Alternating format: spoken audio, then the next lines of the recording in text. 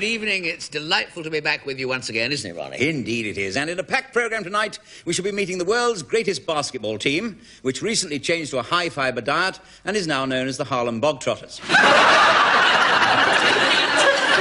Then I'll be talking to a very public-spirited man who plans to leave his kidneys to St. Thomas's, his liver to Guy's, and his chips to McDonald's. But first, the news. Interviewed on The World at 1 today, Mrs. Thatcher said that if we all pulled together, nothing was impossible. Although she admitted she'd never tried cancelling a Reader's Digest subscription. The Astronomer Royal announced today that the 21st of June will no longer be the longest day of the year. In future, the longest day will be the day of the Eurovision Song Contest. There was a red alert at Wormwood Scrubs this morning when it was realised that 26 prisoners had put their names down for picnic lunches. Turville Dinge, the celebrated budgerigar impressionist, died today. A few friends attended a private ceremony at which he was flushed down the lavatory. Sir Wilson Burton, famous zoo vet and specialist in the diseases of the elephant's tail, was also buried today. But as soon as they dig him out again, he'll be getting on with his work. But now a sketch featuring Mr. Ronnie Barker as a nudist who can't add up and has to count on his friends. Yes, well, of course, I don't know what Gower and Botham use on their cricket bats. I suppose things have all changed since my young day, but I always advocated the use of linseed oil, you know. Good heavens! Is he still around? I beg your pardon? Lindsay Doyle. Lindsay Doyle, is he still around? He's a very dear friend of mine. I haven't seen him for ages. How is he? No, I'm awfully sorry. You're misunderstanding. I was just talking about the use of linseed oil on cricket bats. Oh, I'm very sorry. I didn't realise I didn't. Would you carry on? Yes, so sorry. Please do continue. No, I think our pitch, of course, isn't ideal, but I determined, come hell or high water. Good heavens, do you know her? Sorry? Camilla Highwater. Camilla Highwater, she's a very, very dear friend of mine. Look, excuse me, would you forgive me? Yes, Would you forgive me? I'm addressing my remarks. Oh, hello, Myra. I'm sorry. May I call you Myra? Miss Mark somehow seems sort of quite formal, doesn't it? Myra, if you don't mind. I'm sorry. Forgive me. Carry on your conversation. Any more you'd like to meet? Oh, yes, Annie. Hello, Annie. How are you? How lovely to meet you. Look, is there nothing I say that doesn't remind you of someone you know? Well, I'm sorry, I didn't. No, it's all right.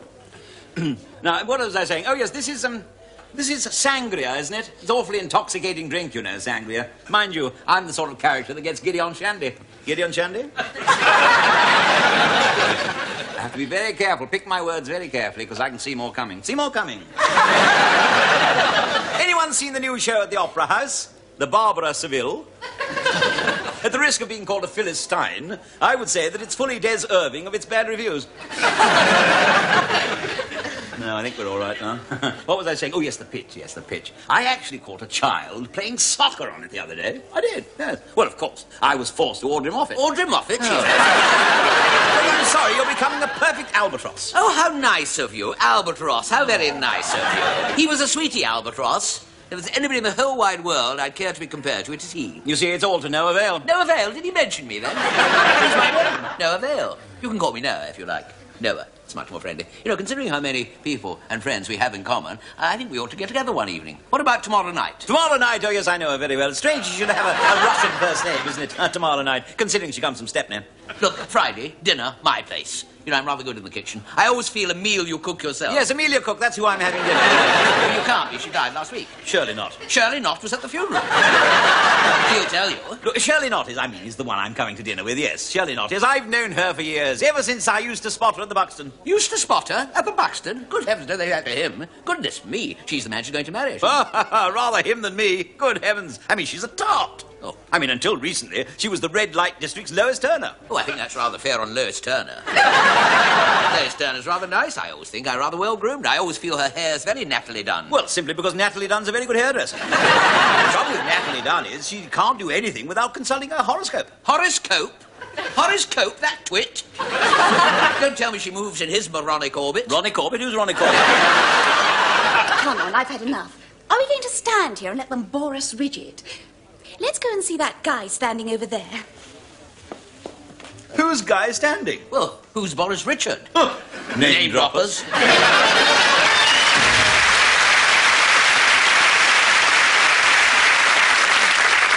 Tonight, a song that was a big hit in 1983 for Howard Jones, who also composed it. The title is What Is Love? And the singer, of course, Barbara Dixon.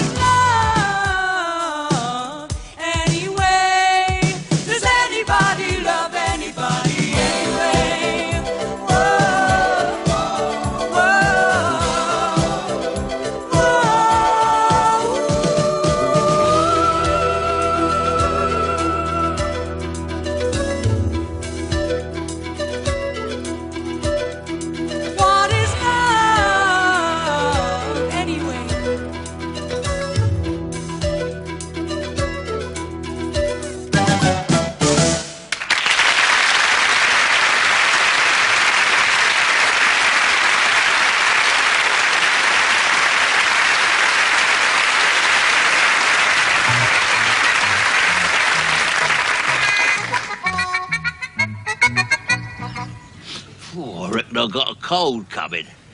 You want to take some aspirins? No, I can't take aspirins. They give me a headache. I see in the paper where it says that 50,000 germs can live on a pound coin for a year. Oh, yeah? Does that include VAT? Don't know. I should have asked that businessman I'd tried to tap the other day. Mean basket he was. Wouldn't spare me a pound for a cup of coffee. Well, why did you ask for a pound just for a cup of coffee? I'm a heavy tipper. Anyhow, them Americans ain't got a lot of money to waste, they have. Look at all that money they wasted putting a man on the moon. They're going to put a man on the sun next. I'll do that. If he burnt to a cinder. No, they've thought of that. Oh, yeah? How are they going to get round that, then? They're sending him at night.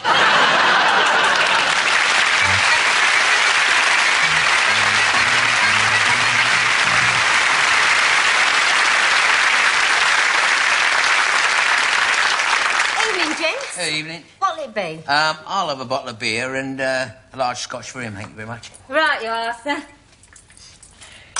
Nice evening, isn't it? Yeah, it is, yeah, it is. Very mild, actually, very mild, very mild. A bit quiet in here tonight, aren't you? Yeah, well, it's always ever so quiet on a Tuesday. Oh, yeah.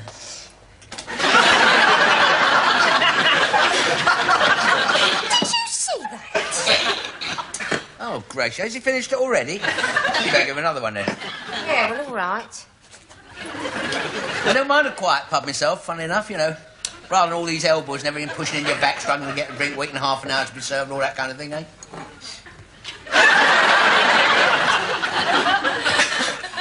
He's done it again. What's that? Oh, dear. He is throwing them back tonight, isn't he? Back, he's showing them away. What? Well, they're going over his shoulder. Oh, they're not, are they? Oh, dear, I didn't notice that. Glad you drew that to my attention. Just wait a minute, a second. It's just a... Yeah,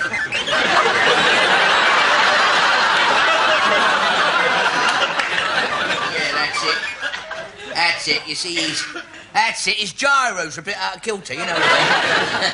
Hang on a minute. What was that all about? What do you mean all about? What Well, do you mean? that business with your friend's chest. Oh, he's not my friend. He's a droid. He's a robot. He's bionic, you see. Oh, get away. Yeah. What's he made of? Well, his legs are made of 4x2. His chest an old budgie cage. His arms are made of Meccano and his head is out of a Burton's window. That's incredible. I never would have known. No. Are you one too? No, that's his name. Are you one too? He's very nice, helpful soul. Does all the washing up and does all the dusting and all that. Even does the vacuum cleaning. He doesn't even need a hoover. What does he use then?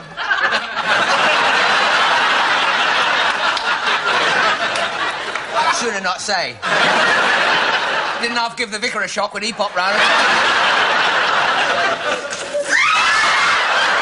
What on earth did he do that for? He wants a drink, that's all. Well, there are better ways of asking. Seems a bit inhuman if you ask me. Well, he's not human, is he? He's not, you know. Well, how does he go on for Oh, he's not interested. Not interested in that sort of thing at all. He looks at a woman rather like you would look at a washing machine, you know what I mean? He's not programmed for it. He had a mild romance, I must tell you this. Oh. He did have a mild romance once with a petrol pump, but it didn't last. So, nothing turns him on then? Oh, yes, a little switch at the side. He just does... You see, basically, he's got no brain. He's a lump of machinery, basically, you see. No brain or anything, you know. He cares for no one or nothing. Where's he going now? Oh, dear. Gone back to work. Work? What does he do? He's a traffic warden.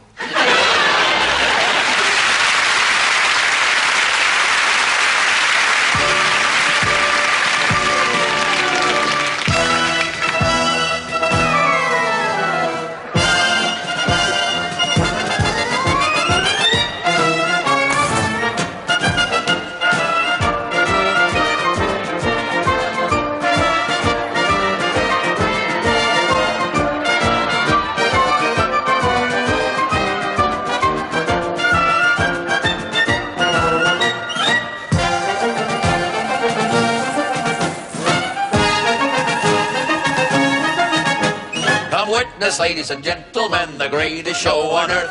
It's full of frolics and fantasy and monstrous magical mirth.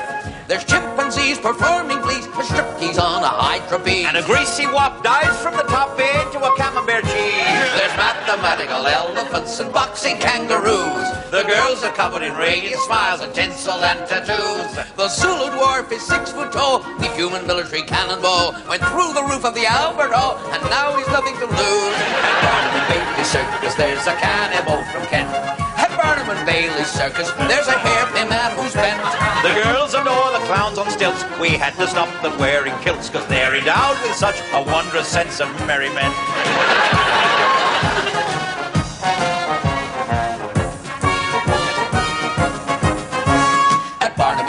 Circus, we have gold dust on the floor. At Barnum and Bailey Circus, we dispense the best manure. The flying nun got shot from a gun, was last seen over Wimbledon. The vision through his telescope excited Patrick Ward.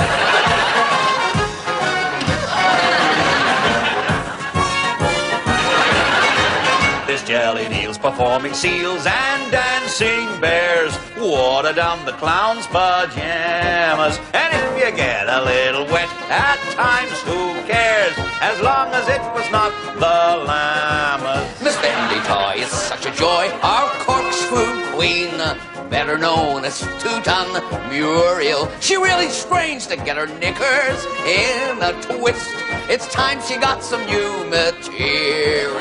And then there's Sadie, lovely, rude, very tattooed lady. Samson, strong as a bull, started to pull Sadie. And a private view shows her something new, And he loved her etchings too.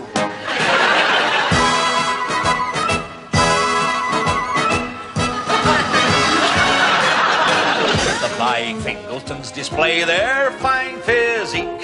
Fred for 62's quite sprightly. And young Fiona only married Fred last week, performing for the crowd twice nightly.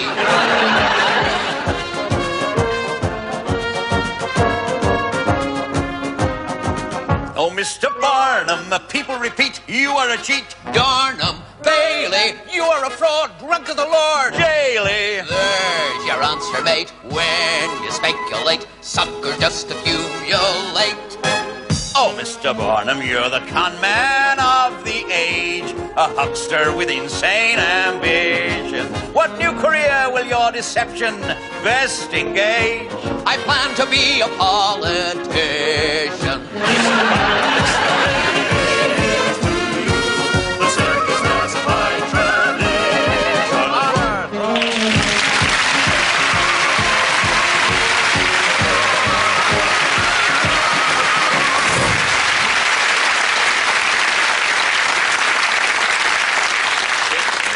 You want some more beer? Yeah, I'll have a mouthful. Oh, sorry, I've only brought a pint. What is the difference between a pint and a litre? That's what I say. What's the difference? Hey, they got an extermination here at the pub tonight. What do you mean extermination? Well, they stay open for an hour after they shut. I'm off down to Pig and Whistle tonight. Oh, I've never been down there. How far is that? Well, it's about 4 miles, but if you hurry, you can do it in 2. What's that there you've been reading? That's a letter from my girlfriend, that is. Oh, really? Yeah. Well, there's no writing on it. No, we're not speaking.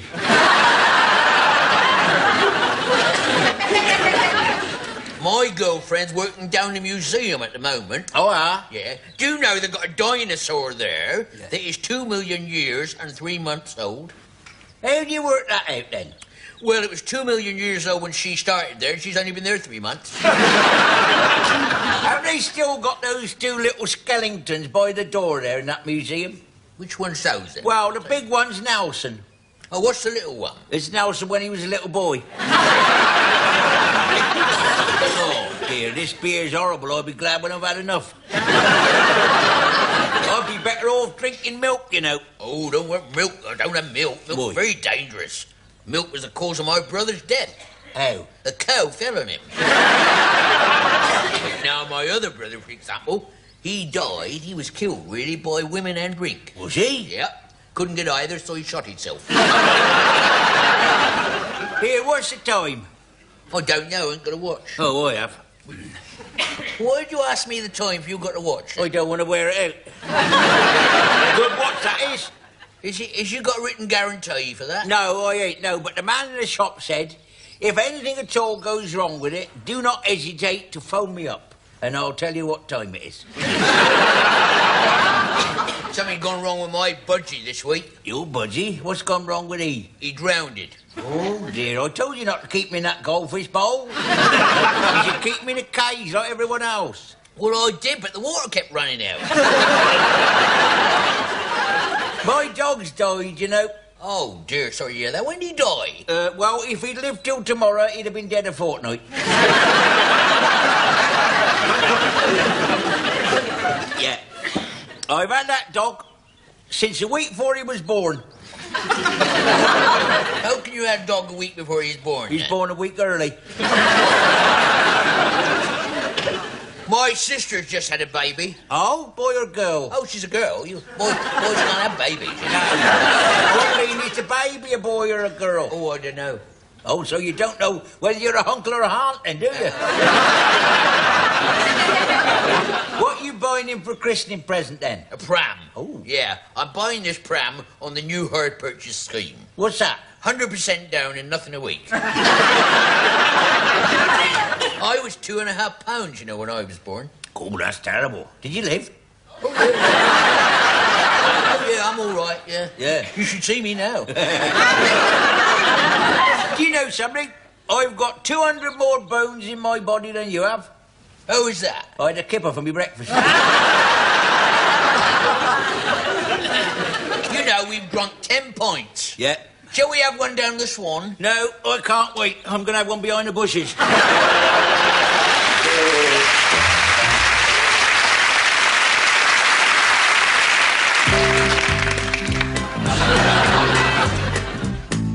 When you're a traveling man and haven't got a wife, there get to be a lot of different women in your life. Different in the temperament, different in the size. The shape of them Azumas and the color of their eyes. Girl number one, never one better. Her name was Loretta. How could I forget her? She was a big girl, strong girl, built like a miner. A big girl, heavy girl, liked to wrestle bears. Big girl, clumsy girl, broke a lot of china. Broke a lot of fellas' hearts and squashed a lot of chairs. Sat in a jury once and suffocated them. Girl number two, my oh my, 7 foot high, reach for the sky. She was a tall girl, thin girl, full length and fiery. Tall girl, skinny girl, legs like canes. Tall girl, knobbly girl, willowy and wiry. Good for growing beans up or clearing out the grave. Slipped down a grating outside the post office, never saw her again. Girl number 3, I was at 4. I used to keep a score, and not anymore. She was a small girl, tiny girl, red little dolly, dainty little fairy with a bust of 42. Name was Arabella, but I used to call her Polly, 'cause she chatted like a parrot, so we left her at the zoo. She had such a big bust, she used to overbalance even when she was lying down. Girls without number, living and loving, laughing and scratching, pushing and shoving.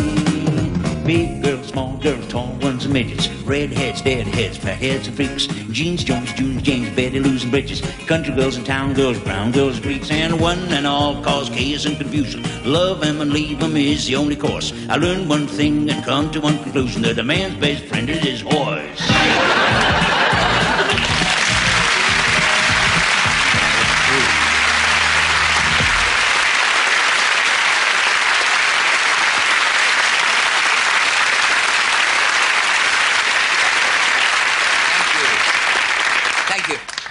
Tonight I'd like, if I may, to tell you a brand new cricketing joke, which has never been heard before.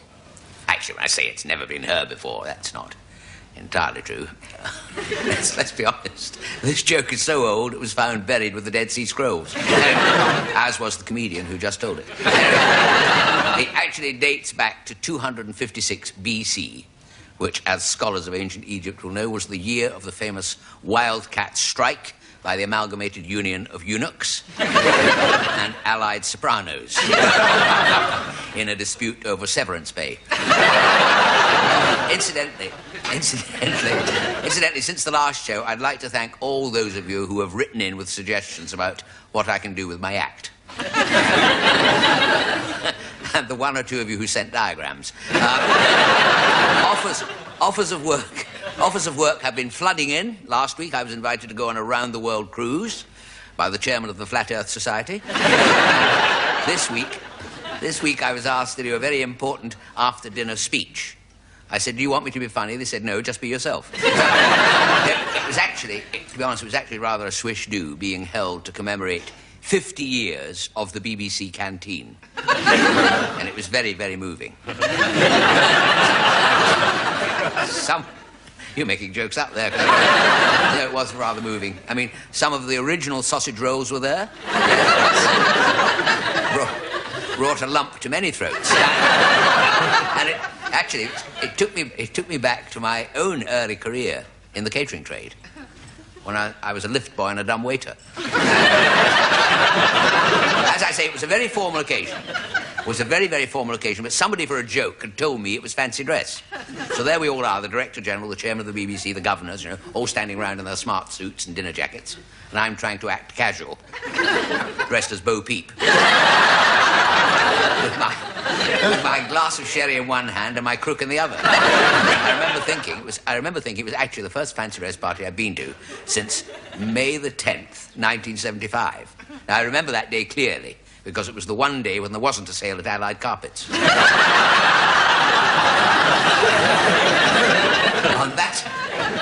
that occasion, that fancy dress party, I tell you, I put on tin legs from a suit of armour and went as a pair of nutcrackers. Out, come on. To be honest, it was the usual low-budget affair, this dinner, hosted by a repeat of Terry Wogan, and it was 4 hours before the BBC cheese board arrived.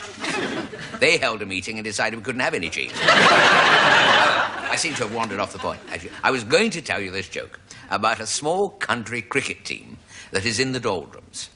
Now, don't ask me which part of the doldrums. I think it was the northern part. Anyway, I spent a couple of weeks myself there last summer in the northern doldrums. And it was a bit of a mistake from the word go, actually. We were staying at a friend's cottage, and the heating system was a bit temperamental.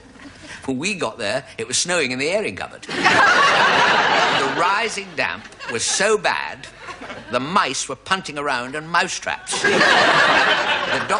doctor had told me to take a break, because he said I'd been overworking. And I suppose I have been taking on rather a lot recently, to be honest. I have to look, I have been very, very active in our local pressure group. Short comedians against Bo Derek. It beats personal stereo any day. Well, to be honest, I don't put a lot of trust in my doctor's judgment these days. My wife asked him if he'd got something for a creaky hip joint, and he gave her 2 tickets for Ronnie Scott's. But I digress. Back to the joke. About this local cricket team. Now, they are one Sunday afternoon going through a bit of a rough patch in this game, and the chairman of the club, decides after the match he'll put an advert in the local paper. Batsperson wanted. See, batsperson wanted. Ability to hit the ball, an advantage. Apply, blah, blah, blah, etc., etc., etc. Well, a month goes by, and there's no response of any kind, and the chairman thinks, I wonder if I should put in our name and address in. Instead of the blah, blah, blah, etc., etc., etc. No, it can make a difference. And just as he's thinking this, there's a knock on his office door, and in walks a horse. And the horse casually pulls up a chair, sits down, lights a cigarette, and says, I understand you're looking for some new players, says. And a bit posh, actually, this horse. I wonder if I put my services at your disposal.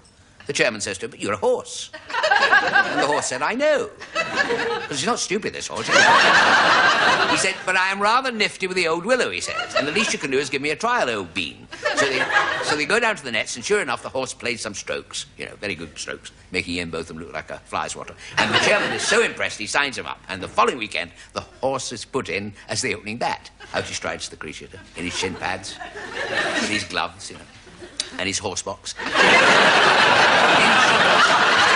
And in the very first over, it smashes every delivery clean out of the stadium. 6 after 6 after 6. And the club's regular supporters are astounded. And so are you, by the sound of it. And both have to be treated for shock. Then comes the second over, and the first ball, the other batsman at the other end plays a fluke hook shot and starts racing up the pitch to snatch the quick single, see. But to his astonishment, the horse doesn't move, just stands there, motionless. The batsman shouts, what are you doing? He said, what are you doing? He said, run, run, for God's sake, run. And the horse says, run? Do me a favour, he said. If I could run, I'd be at bloody Epsom.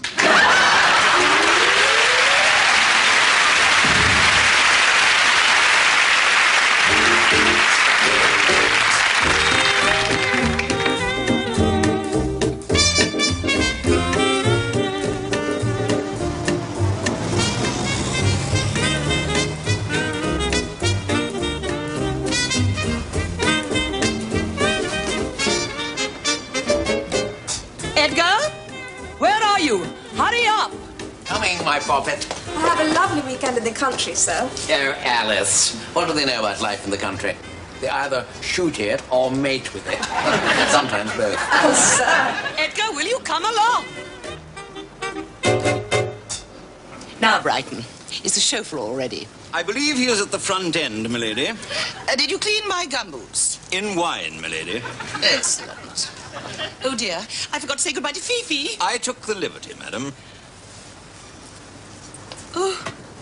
Goodbye, my darling Fifi. Oh, Brighton, you are the perfect butler. It's always those little extra touches one looks forward to. Quite, milady.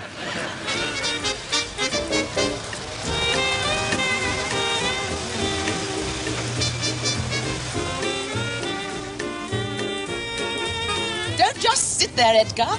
Enjoy the country. It's beautiful. No, it's not. It's green, and what isn't green is brown and in piles. Those horrible little flies. I'll press them for you, sir.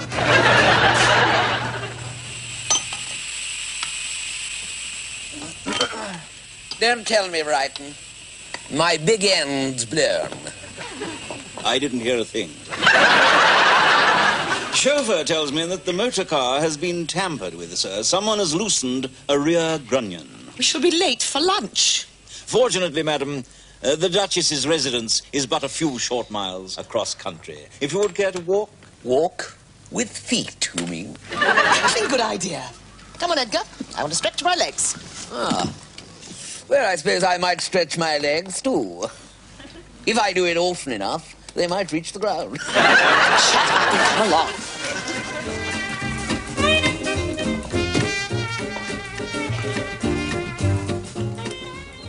Springtime in springtime. Come on, Edgar. Now what? What happened? One of those dreadful butterflies came straight at me. I ran away and tripped over the, what do you call that green stuff?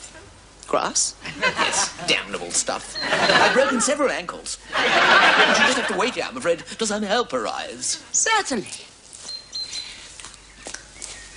Lovely. Look at the time. We shall be late for drinks before lunch. I took the liberty, madam. I call it my woodland cocktail. Oh, right. A jigger of stinkwort, a dash of marjoram, a finger of dandelion wine, shaken in a hollow tree trunk and served in a water lily. How exquisite. And you made it yourself as you came along? I made the wine behind that tree, madam.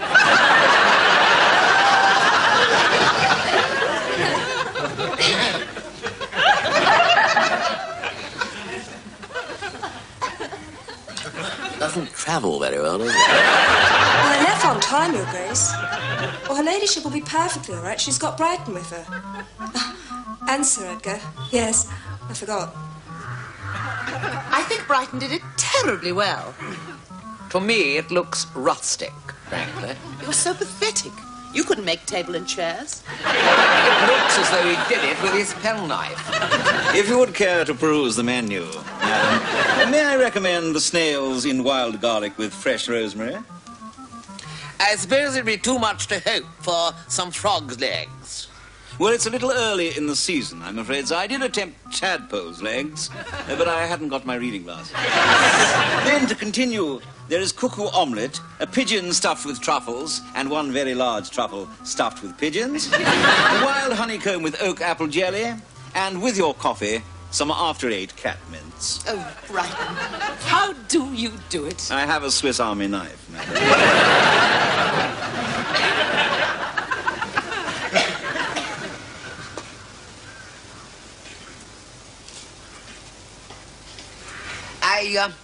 I don't much like the weathercock. No, it is a little muggy, isn't it? No, I mean that thing. And if you think for one moment I am spending the night in this erection. Oh, no, sir, no, that is merely the butler's pantry, sir. I built the big house over here. Where are the necessary offices? Over there, sir. Gents on the left, ladies on the right. Butlers? round the back.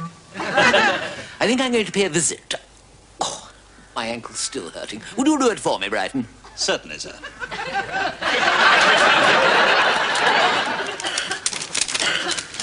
I believe I hear her ladyship ringing from the lake, sir. Crocodile! Crocodile! What was that, Brighton? I believe her ladyship said crocodile, sir. Double-barreled? I don't think we know the crocodile. No, I think she was referring to the reptile of that name, sir. Whilst ironing the Times, I did notice that one had escaped from Wincanton Zoo. With your permission, sir. I'm looking forward to a quiet tea by the lake. I fancy the crocodile may be starting without us. If you will excuse me, sir.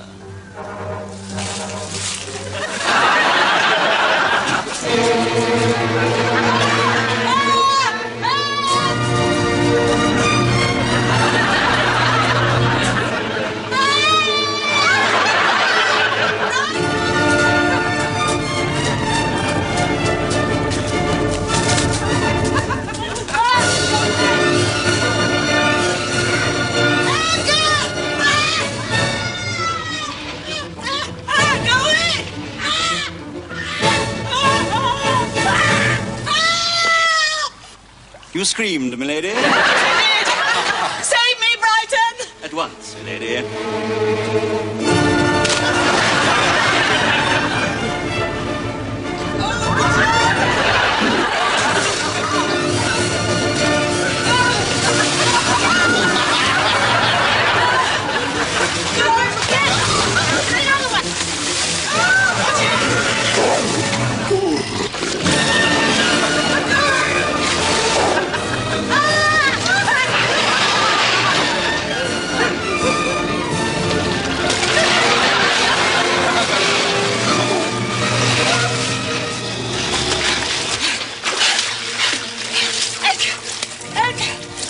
Brighton's in there with a crocodile!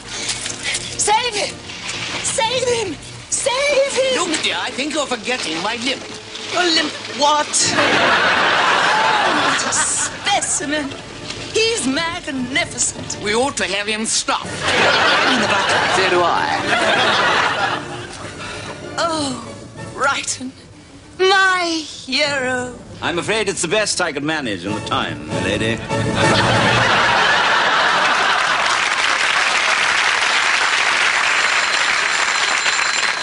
Belgravia 130, Alice speaking.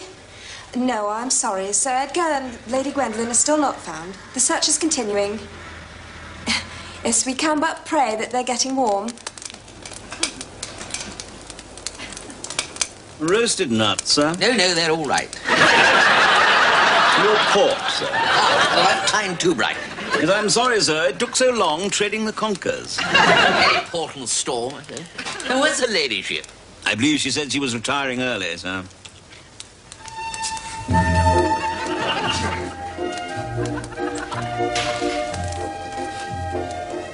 Well, isn't that rather drafty? I wasn't asking you. I was asking Bright. He ran up this nightie for me. I think you better run down it again. He made it for me.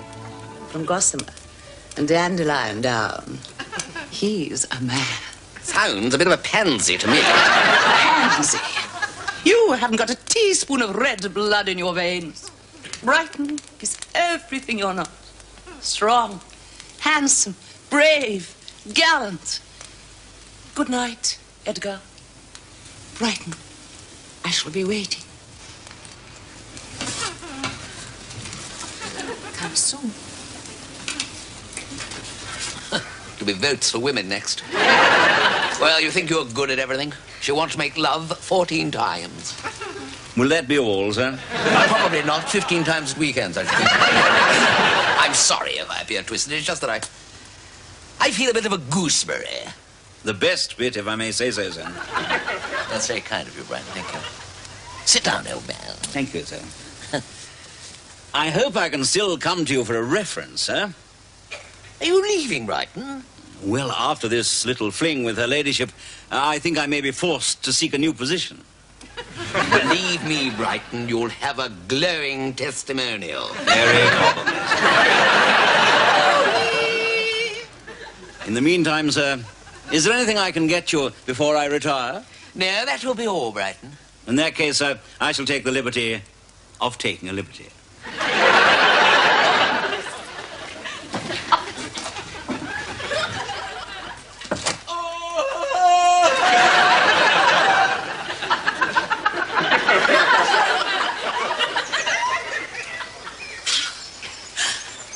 Nymphs and shepherds.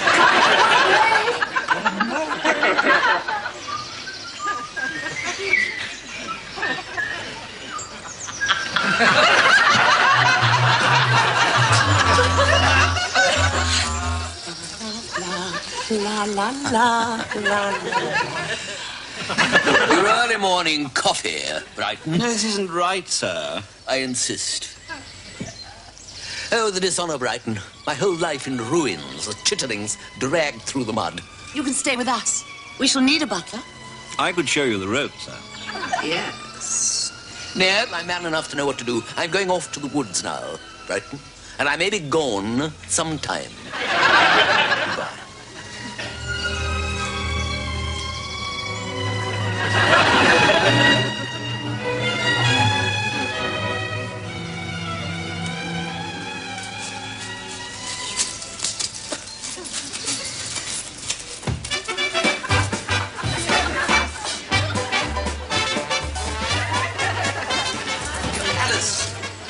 Darling.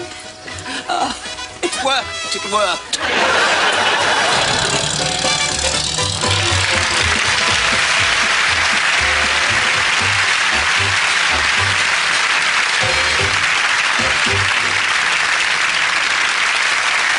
Well, that brings us to the end of the show. But before we go, there's just time for a few late items of news. The explosion which rocked Malvolio Terrace, Swindon, earlier today has been blamed on a faulty old boiler. She'd forgotten to turn the gas on. Good news from California, where superglue victim Chuck Bradder was freed from his bath tonight after spending 4 days in freezing cold water. He'll be seeing his shrink for the next fortnight.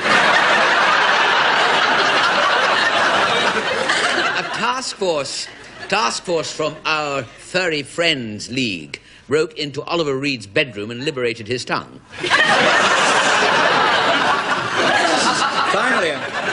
Finally, news that 5 Indian doctors in Birmingham have formed themselves into a new group practice. They'll be known as the Bengal Lancets.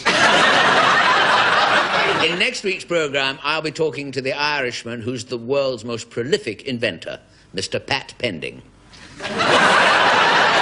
And I'll be having a word with the taxi driver who picked up a party of Finns at Heathrow. They didn't know whether the place they wanted to go to was called Bletchley or Sketchley, so he took them to the cleaners. Until then, it's good night from me. And it's good night from him. Good night. Good night.